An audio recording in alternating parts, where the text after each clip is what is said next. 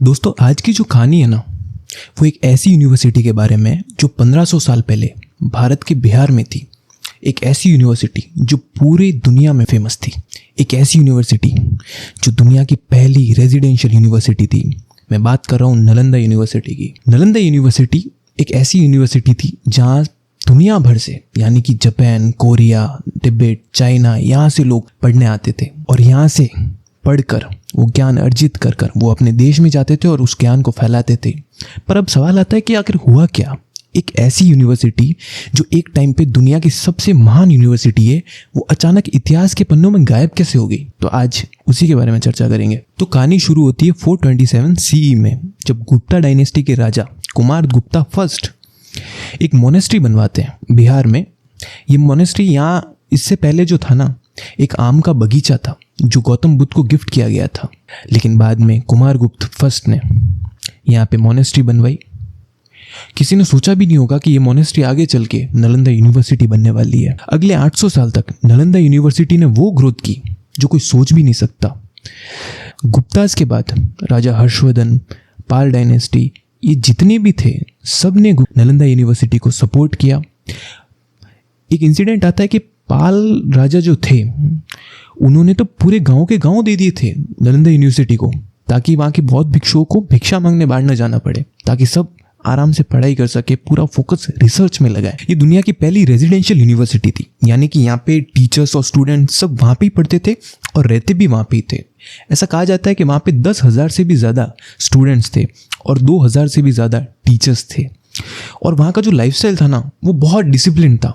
अगर मैं बताऊँ आपको तो सुबह की शुरुआत होती थी प्रेयर और मेडिटेशन से, उसके बाद डिस्कशन, लेक्चर्स, डिबेट वगैरह ये सब हुआ करता था। यहाँ पे ना एक गुरु शिष्य परंपरा थी। गुरु को बहुत रिस्पेक्ट दी जाती थी, लेकिन अपने आइडियाज़ को व्यक्त करने की भी पूरी स्वतंत्रता थी। नालंदा का जो मेन हार्ट था वो था उसका धर्मगंज लाइब्रेरी। ये लाइब्रेरी सिंगल बिल्डिंग नहीं थी, ये 3 बहुमंजिला इमारतों में डिवाइडेड थी जैसे।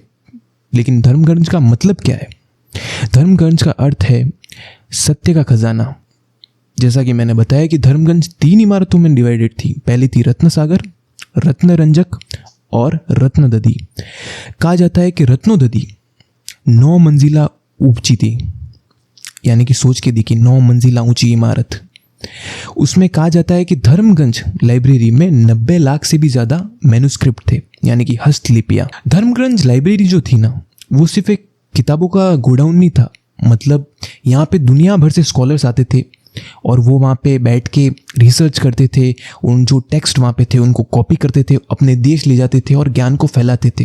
कुछ फेमस स्कॉलर्स जैसे हुएनसांग और आई किंग जो चाइनीज स्कॉलर है, वो भी यहाँ से पढ़े हुए हैं। और उन्हीं के हिस्टोरिकल रिकॉर्ड्स के अकॉर्डिंग हमें पता चलता है कि नालंदा यूनिवर्सिटी कैसी रही होगी। लोग सोचते हैं कि नालंदा यूनिवर्सिटी जो थी वो सिर्फ बुद्धिस्ट लोगों के लिए थी। बुद्धिस्ट कल्चर जो था वो मेन फोकस था, मैं मानता हूँ, लेकिन यहाँ और भी सब्जेक्ट पढ़ाए जाते थे जैसे कि philosophy, logic, Ayurveda, maths, astronomy और लैंग्वेज जैसे पाली और टिबेटन।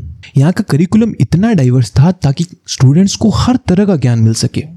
यहाँ पे वाद विवाद प्रतियोगिता, यानी कि डिबेट और डिस्कशन बहुत ज़्यादा होते थे ताकि स्टूडेंट्स की इंटेलेक्चुअल ग्रोथ हो सके। कहा जाता है कि नागार्जुना और आर्यभट्ट यहाँ के फेमस टीचर्स थे। नालंदा के ऊपर टोटल 3 बार हमले हुए। पहला हमला हुन्स का था जो भारत के बाहर से आए थे, दूसरा गौड़ास जो बंगाल के थे उन्होंने किया। लेकिन ये जो हमले थे, इनके बाद नालंदा फिर उठ खड़ी हुई। वहाँ के जो राजा थे उन्होंने फिर से नालंदा को उठ खड़ा किया, वापस वैसा का वैसा बना दिया। लेकिन तीसरा जो हमला था जो बख्तियार खिलजी ने किया था, एक टर्किश इन्वेडर, उसके कारण नालंदा इतनी तबाह हो गई कि वापस खड़ी ही नहीं हो पाई। अब सवाल आता है कि बख्तियार खिलजी ने ऐसा किया क्यों? फेमस इंसिडेंट है कि एक बार बख्तियार खिलजी जो है वो बीमार पड़ गया था।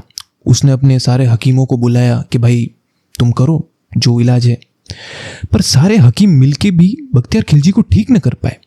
फिर किसी ने सजेस्ट किया कि भाई नालंदा यूनिवर्सिटी में एक डॉक्टर है, उनका नाम है राहुल श्रीभद्र, वो आपको ठीक कर सकते हैं। तो बख्तियार खिलजी शुरुआत में तो बहुत आनाकानी करते हैं, क्या कहते हैं भाई हम इन काफिरों से इलाज करवाएंगे। लेकिन बाद में जब उसकी हालत ख़राब होती है तो वो मान जाता है। तो फिर राहुल श्रीभद्र जो नालंदा यूनिवर्सिटी के बहुत फेमस टीचर थे, उनको बुलाया जाता है। तो वो भाई एग्जामिन करते हैं बख्तियार खिलजी को, पर बख्तियार खिलजी एक शर्त रखता है कि भाई मैं तुम्हारी कोई मेडिसिन नहीं लूँगा। वो टेस्ट करना चाहता था कि कितने ज्ञानी है। तो राहुल श्री भद्र बोले कि ठीक है भाई। राहुल श्री भद्र ने उनको एक कुरान दी, बोला कि आप रोज़ इसको पढ़ो, और फिर वो चले गए। अगले कुछ दिनों में वो जब उन्होंने कुरान पढ़ी, बख्तियार खिलजी ठीक हो गया और वो बड़ा हैरान हुआ। तो उन्होंने सबने मिलकर वापस राहुल श्री भद्र को बुलाया कि भाई तुमने ऐसा किया कैसे। तो राहुल श्री भद्र ने कहा कि मैंने कुरान के पन्नों पे दवाई लगा दी थी, तो जैसे आप कुरान के पन्ने पलटते थे वैसे वो दवाई आपके अंदर चली गई और आप ठीक हो गए। ये सब सुन के बख्तियार खिलजी इतना जेलस फील किया, इतना गुस्सा हो गया कि इन काफिरों के पास इतना ज्ञान है, हमसे भी ज़्यादा। उसको खुंदक आ गई। तो उसने क्या किया, उसने पूरे नालंदा को आग लगा दी। कहा जाता है कि धर्मगंज लाइब्रेरी 3 महीनों तक लगातार जलती रही थी।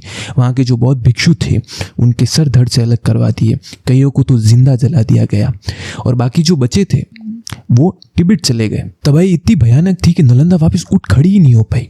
सब कुछ खत्म हो गया, सब लोग मारे गए, जो बचे थे वो भाग गए। नालंदा पूरी जल के नष्ट हो गई और यहाँ से बुद्धिज्म का डिक्लाइन शुरू हुआ इंडिया में। पर नालंदा की जो कहानी है ये सिर्फ तबाही की नहीं है, ये कहानी है लेगेसी की। जो बचे हुए बौद्ध भिक्षु थे वो वापस तिब्बत चले गए। उन्होंने वहाँ पे एक नए बुद्धिज्म का स्थापना की जिसको कहते हैं टिबेटन बुद्धिज्म। हमारे जो दलाई लामा है वो टिबेटन बुद्धिज्म को ही फॉलो करते हैं, और वो कहते भी है कि टिबेटन बुद्धिज्म क्या है, नालंदा ट्रेडिशन से आता है। फिर अगली कई सदियों तक नालंदा खोई हुई रही। फिर 1861 में अलेक्जेंडर कनिंघम ने नालंदा को रीडिस्कवर किया। 2016 में नालंदा को यूनेस्को द्वारा वर्ल्ड हेरिटेज साइट घोषित कर दिया गया। दोस्तों, नालंदा की जो ये कहानी है ये हमें सिखाती है कि भारत के पास एक वक्त पे इतना ज्ञान था, भारत विश्व गुरु था, और कैसे हमने ऑलमोस्ट सब कुछ खो दिया। लेकिन नालंदा की कहानी हमें एक और बात सिखाती है कि ज्ञान जो है ना वो अमर है। ज्ञान को कोई खत्म नहीं कर सकता। ज्ञान तो बस एक व्यक्ति से दूसरे व्यक्ति में ट्रांसफर होता है। नालंदा का ज्ञान आज भी जिंदा है, पूरी दुनिया में फैला है, और उसका कारण है वो टिबेटन मंक्स या वो चाइनीज मंक्स जो यहाँ से एक टेक्स्ट कॉपी करके लेके गए थे अपने देश में, और अपने देश में उसको फैलाया। क्योंकि नालंदा की जो ओरिजिनल लाइब्रेरी है वो तो तबाह हो गई है। अभी जो पूरी ये जो स्टोरी है, हमारे पास जो सोर्सेस हैं ये बेस्ड है चाइनीज स्क्रिप्ट्स पे या टिबेटन स्क्रिप्ट्स पे या बाकी के देशों के स्क्रिप्ट्स पे। दोस्तों, अगर ये कहानी आपको पसंद आई हो तो प्लीज़ सब्सक्राइब कीजिएगा। ये कहानी सुनने के लिए आपका बहुत बहुत शुक्रिया।